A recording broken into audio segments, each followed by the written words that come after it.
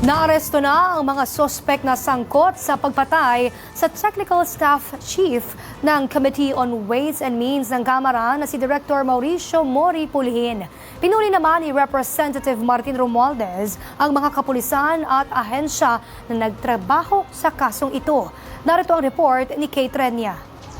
Ikinalugod ni Leyte 1st District Representative Martin Romualdez ang pagkakaaresto sa pangunahing suspect sa pagpaslang kay Director Mauricio Mori Pulihin, ang Technical Staff Chief ng Committee on Ways and Means ng Kamara. Ayon kay Representative Romualdez, isang mahalagang hakbang ito tungo sa katarungan para kay Pulihin at kanyang pamilya. Binigyang pagkilala naman niya ang Quezon City Police District at iba pang ahensyang nagtrabaho para maaresto ang suspect dahil sa kanilang mabilis, may koordinasyon at profesional na pag-aksyon. Kaugnay niyan ay inilarawan ng mambabatas si Pulihin bilang isang tapat at tahimik na lingkod bayan na may mataas na integridad. Binigyang diin din ni Representative Romualdez na mananagot sa batas ang sinumang gagawa ng karahasan laban sa public servants. Umaasa rin siyang mabibigyang linaw ang kaso sa kabila ng lungkot na idinulot nito para sa pamilya ni Pulihin, gayon din sa lahat ng naglilingkod ng tapat sa publiko. Samantala, kinumpirma naman ng QCPD na si Bayhonan ang suspect sa nangyaring krimen noong June 15.